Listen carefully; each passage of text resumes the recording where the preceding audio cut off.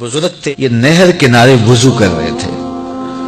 तो कई दिनों के फाके थे। क्या देखा कि पानी की सतह पर बहता हुआ एक खुशनमा सेब आया। तो इश्तिहा गालिब हुई, उसको पकड़ा और खा लिया। जब खा चुके तो फिर ख्याल आया ये तो मेरा था ही नहीं, ये तो माले लुकता था, तो मैंने इसको खा लिया। अब इसका मालिक कैसे मिले? जिस समत से पानी आ रहा था उस समत सफर शुरू कर दिया। कई दिनों की मुसाफत के बाद देखा कि एक बाग है जिसकी शाखें उस पानी की तरफ लटक रही हैं। समझ गए कि यहीं से गिरा होगा और मैंने खा लिया। खैर बाग में पहुंचे, मालिक से मिले, कहा कि यूं मैंने एक सेब खा लिया है और मेरा गालिब गुमान यह है कि इस बाग का वो सेब था, तो मैं माफी मांगने आया हूं, या फिर बताएं कि उसका हर्जाना क्या होगा।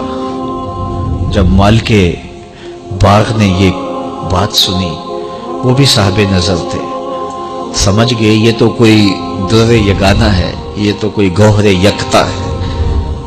तो तेवर बदल लिए, कहा ऐसे तो नहीं माफी मिलेगी। कहा हजरत कैसे मिलेगी? कहा 12 साल तक मेरे बाग की गोडी करना पड़ेगी। अल्लाह अकबर। और एक शर्त इसके अलावा होगी। कहा ठीक है, मेरी गलती तो माफ हो जाएगी ना। 12 साल तक बाग की गोडी करते रहे। एक दिन फरमाने लगे वो साहिबे बाग जो थे कि सेब तोड़ के लाओ, मेहमान आए हैं। तो वो सेब तोड़ के लाए तो वो कच्चे ही थे।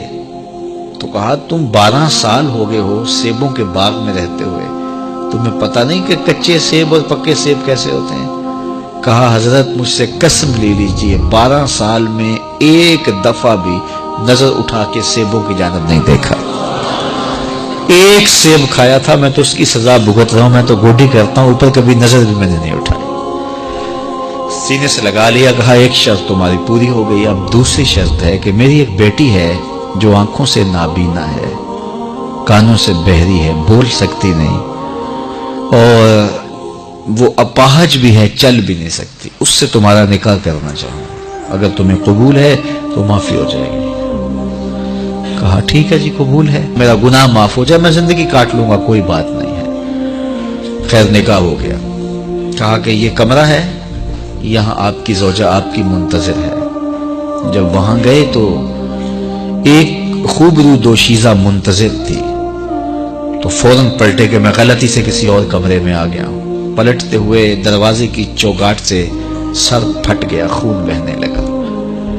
जब बाहर आए तो सेहन में पहुंचे तो वो बुजुर्ग वहां थे। कहा क्या हुआ? कहा हज़रत एक गलती की सजा इतनी काटी, अब कहीं दूसरी गलती ना हो जाए। वो तो कोई और है खातून। कहा वही तुम्हारी ज़ौजा है। तो मैं बताऊं कि वो बहरी क्यों है? आज तक उसने गैर महरम की आवाज नहीं सुनी। तो मैं बताऊं कि वो बोल क्यों नहीं सकती? आज तक उसने गैर महरम से कलाम नहीं किया। अंधी इस तरह है, आज तक उसने गैर महरम को नहीं देखा। और अपाहा जिस तरह है, चल के कभी घर की दहलीज से गई नहीं है।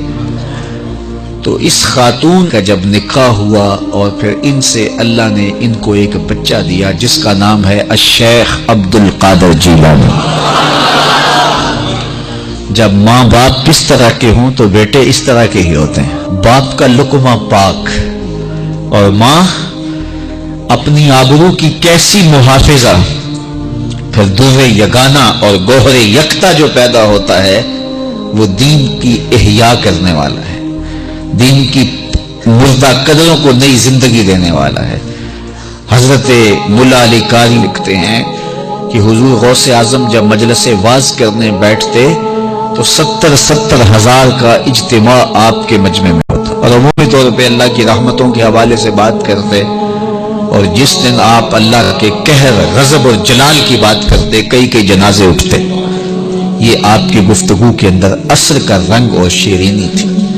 अल्लाह अकबर। तो बाप देखिए कि रिस्क के मामले में कितना मोहतात है, और माँ देखिए अपनी इस्मत की कितनी हिफाजत करने वाली है। माएँ बच्चों की तरबियत करती हैं, माओं के जरिए से पाकीज़ा सिर्फ बच्चे जन्म लेते हैं। तो लिहाजा माओं को अच्छी तरबियत का हामिल होना चाहिए ताकि वो आगे अच्छी तरबियत खुद कर सके।